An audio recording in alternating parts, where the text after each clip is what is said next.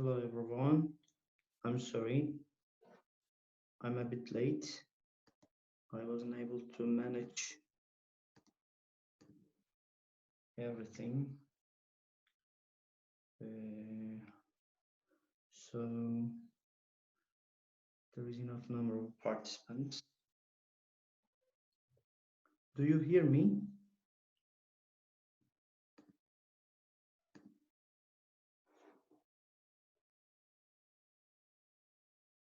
Yes, good. Okay, then let's start. I would like to start with what does this tell you? Can you tell me what does this that you see now? What does this tell you? What do you understand from this? Let me see your answers.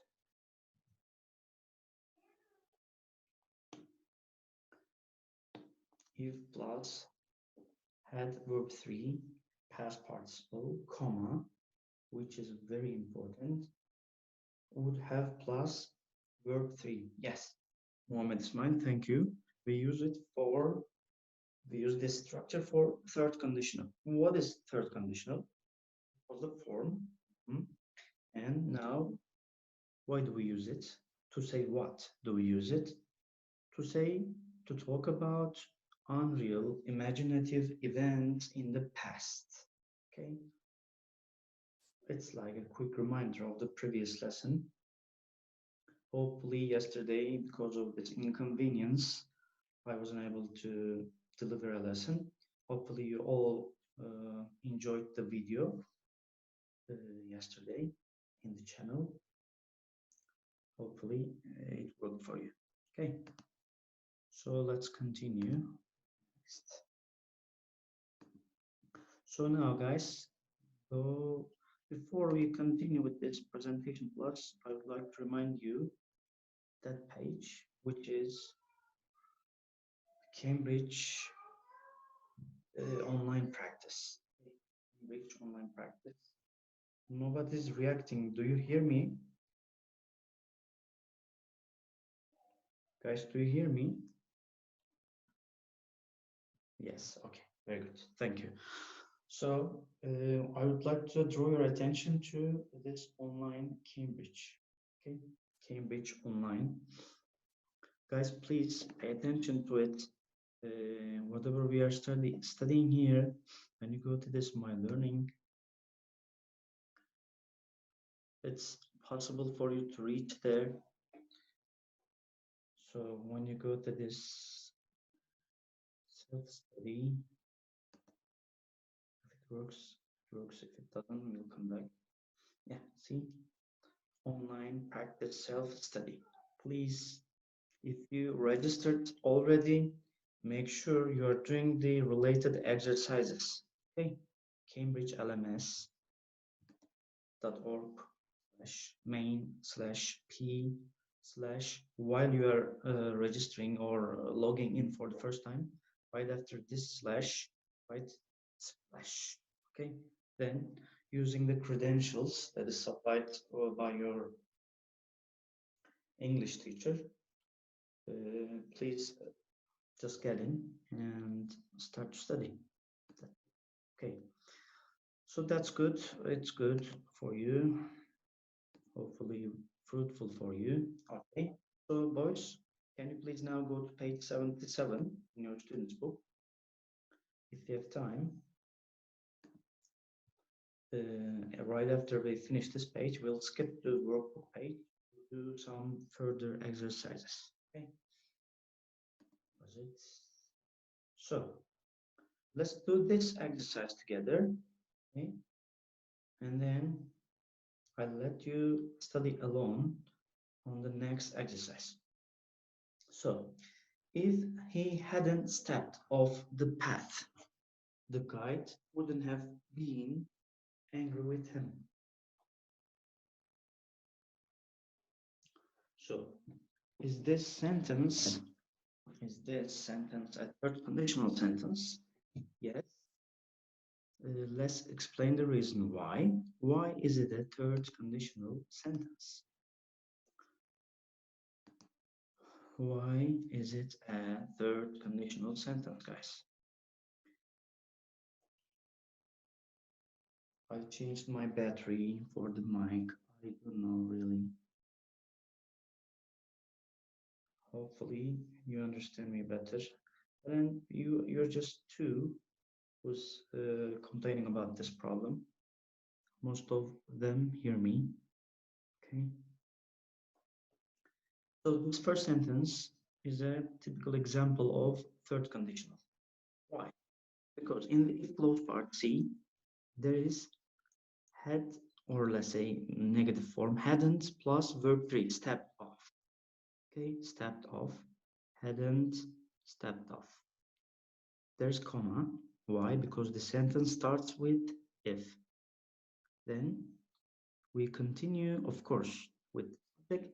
Right after subject, what comes? Would or wouldn't plus have plus verb 3. What is verb 3 here? Being is the verb 3 here, isn't it? Okay, good. Nubar Havre, thank you. So how about this second one? If the guide was so angry, comma, he wouldn't have pointed the gun at him.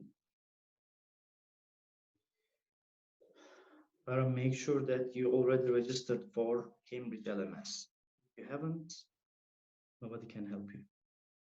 Okay, guide. So how should I answer this? If the guide hadn't been so angry, does the sentence start with if clause or main clause? Of course, it starts with if clause, doesn't it? So next comes a comma, next comes the main clause. In the if clause part, we have to make use of had plus verb 3 and C. In the answer, it is negative form of had, hadn't plus verb 3. If the guy hadn't been so angry, he wouldn't have pointed the gun at him. So let's commentate on the sentence.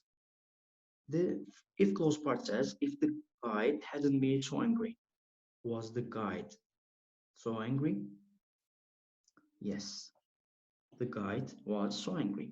He wouldn't have pointed the gun at him. Did he point the gun at him?